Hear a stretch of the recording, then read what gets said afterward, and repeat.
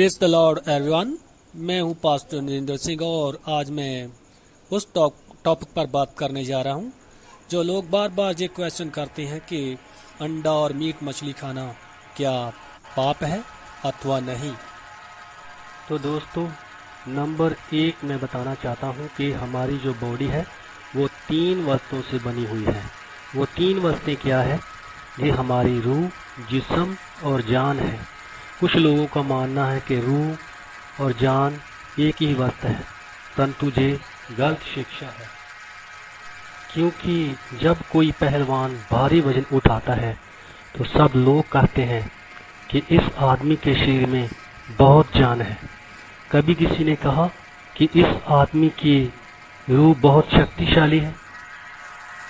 उसके उलट रूह उन इंसानों की शक्तिशाली होती है जो खुदा की भक्ति में लीन रहते हैं और अपने शरीर की जान को कुछ ताकत देने वाली वस्तुओं को खाकर बढ़ाया जा सकता है, मगर रूह की शक्ति को बढ़ाने के लिए हमें खुदा के करीब जाना पड़ता है।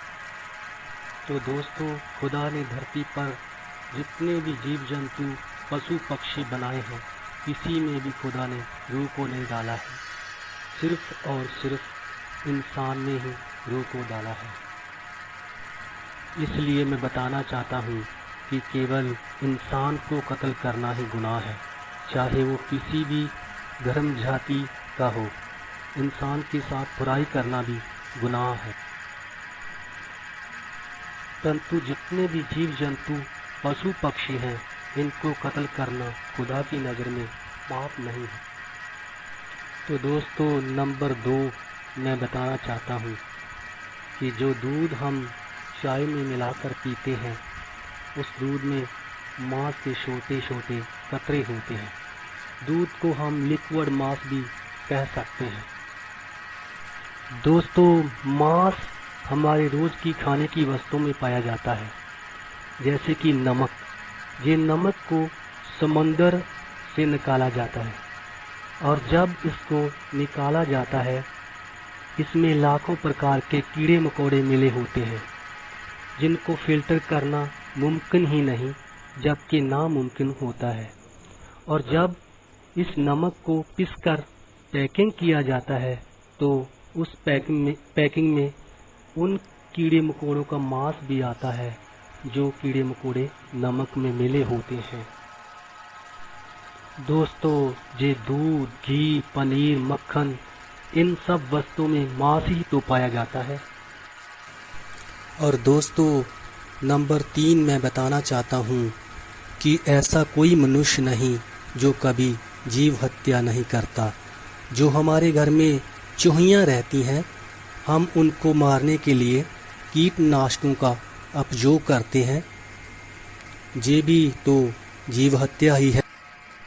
और दोस्तों, हम अपने घरों में मच्छर, मक्खियाँ और कॉकरोच जैसे कीड़े मकोड़ों को मारने के सैकड़ों तरीके अपनाते हैं। ये जीव हत्या ही तो है। दोस्तों, हम जो अपनी फसलों पर जहरीले कीटनाशकों का उपयोग करते हैं, उनके द्वारा लाखों कीड़े मकोड़े खत्म हो जाते हैं। ये भी तो जीव हत्या है। तो हम केवल मुर्गा मछली ही को क्यों जीव हत्या कहते हैं? और दोस्तों, नंबर 4 मैं बताना चाहता हूँ कि मान लो मैंने सेब के पेड़ की शाखा से एक सेब को तोड़कर निगल लिया और उस सेब को खाने से मुझे एनर्जी मिली, यानी मेरे जिस्म को जान मिली। हाँ, तो दोस्तों, सेब में भी जान है, जिसको खाने से हमारे जिस्म को जान मिलती है। तो दोस्तों, हम जितनी भी चीज़ें खाते हैं वो सब हमारी बॉडी को जान देती है। एक गेहूं के दाने से लेकर सब्जियों में डलने वाले मसाले तक में भी जान है। तो आप कैसे कहेंगे कि हम हत्या नहीं करते हैं? और दोस्तों, मैं नंबर 5 बताना चाहता हूँ।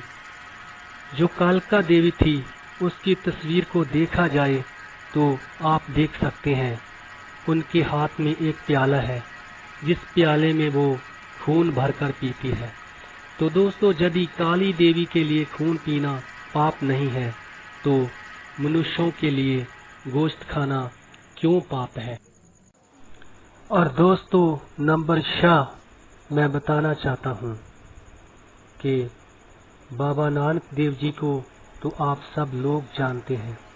बाबा नानक देव जी ने ग्रंथ साहिब जी में बताया, हक पर आया नानका उस सुअर उस गाय, जिसकी ट्रांसलेशन ये है कि यदि कोई किसी गरीब के अधिकार का रुपया खुद ले लेता है अथवा उसकी मजदूरी का रुपया बराबर नहीं देता है तो उस हिंदू अथवा सिख ने गाय का गोश्त यानी मांस खा लिया, और यदि वो मुसलमान है तो उसने सुअर का गोश्त खा लिया।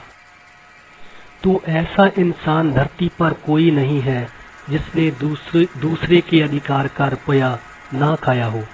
दोस्तों आपने ये गोश्त जिस्मानी तरीके से नहीं रूहानी तरीके से खाया है, वो भी ऐसा गोश्त जो आपके धर्म के विरुद्ध है, तो आप कैसे कहेंगे हम मांस नहीं खाते।